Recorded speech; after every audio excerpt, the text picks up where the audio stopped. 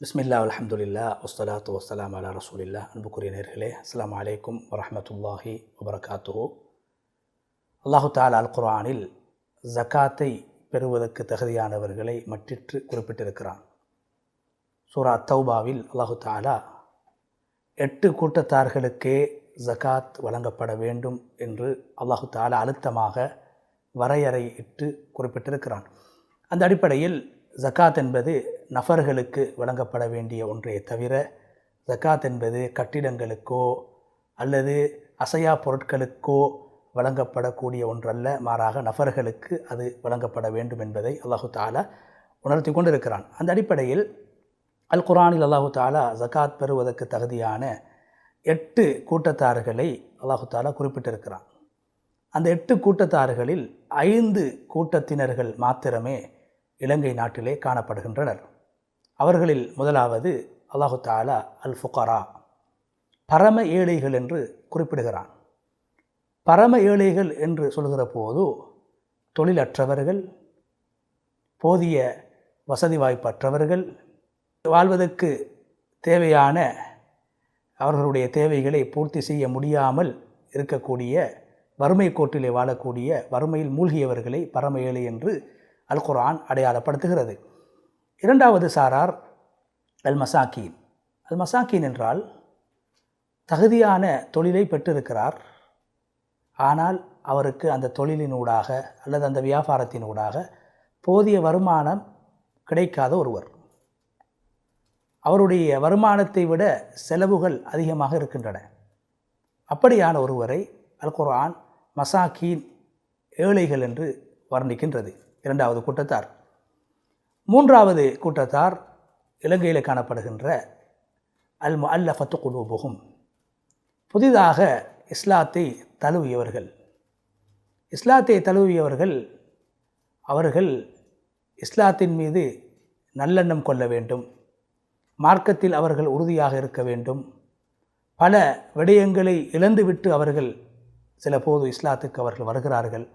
அவர்களை வாழ வைக்க வேண்டும் என்பதற்காக அல்லாஹு தஆலா புதிதாக இஸ்லாத்தை ஏற்றுக்கொண்டவர்களுக்கும் ஜகாத்துடைய பங்கிலிருந்து வழங்கப்பட வேண்டும் என்பதை அல்லாஹு தஆலா குறிப்பிட்டிருக்கிறான். எனவே இலங்கையிலே காணப்படுகின்ற மூன்றாவது கூட்டத்தார் அல் முஅல்லஃபத்து குலூபுஹும், புதிதாக இஸ்லாத்தை தழுவியவர்கள்.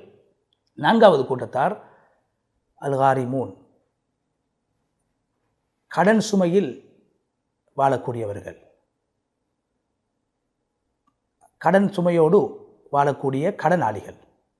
அதாவது கடனாளிகள் என்று சொல்கிற போது ஆகுமாக்கப்பட்ட ஒரு விடயத்துக்காக அல்லது ஆகுமாக்கப்பட்ட ஒரு வியாபாரத்துக்காக, ஆகுமாக்கப்பட்ட ஒரு தொழிலுக்காக, ஆகுமாக்கப்பட்ட ஒரு விடயத்தை செய்வதற்காக, அல்லது இரு குழுக்களுக்கு இடையிலே ஏற்பட்ட பிளவை, சர்ச்சையை, பிணக்கை தீர்த்து வைப்பதற்காக, இரு குழுக்களை சமாதானப்படுத்துவதற்காக அந்த நல்ல நோக்கத்தில் கடன் பெற்ற ஒரு கடனாளி, அல்லது ஒரு ஊருடைய, ஒரு கிராமத்துடைய பொது நலனுக்காக வேண்டி, பொது விடயத்துக்காக வேண்டி கடன் பெற்ற கடனாளி, இவருக்கும் ஜகாத்துடைய பங்கிலிருந்து கொடுக்கலாம்.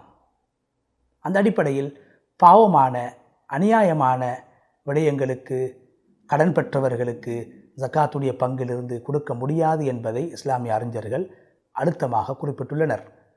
ஐந்தாவது இலங்கையில் காணப்படுகின்ற கூட்டத்தினர் இப்னு சபீல். இப்னு சபீல் என்று சொல்கிற போது பிரயாணிகள். அதாவது ஒரு ஊரில் இருந்து நல்லொரு விடயத்துக்காக வேண்டி, அனுமதிக்கப்பட்ட ஒரு விடயத்தை செய்வதற்காக வேண்டி அனுமதிக்கப்பட்ட ஒரு பிரயாணத்தை மேற்கொள்ளக்கூடிய ஒருவருக்கு அந்த பிரயாணத்தை மேற்கொள்வதற்கான போதிய வசதி வாய்ப்பு இல்லாத போது அவருக்கும் ஜகாத்துடைய பங்கிலிருந்து வழங்கலாம். அதே நேரத்தில் அந்த ஊரை, ஜகாத் வழங்கப்படுகின்ற ஊரை கடந்து செல்கின்ற ஒரு பிரயாணி, நல்ல நோக்கத்திலே அந்த பிரயாணத்தை அவர் மேற்கொள்கிறார்.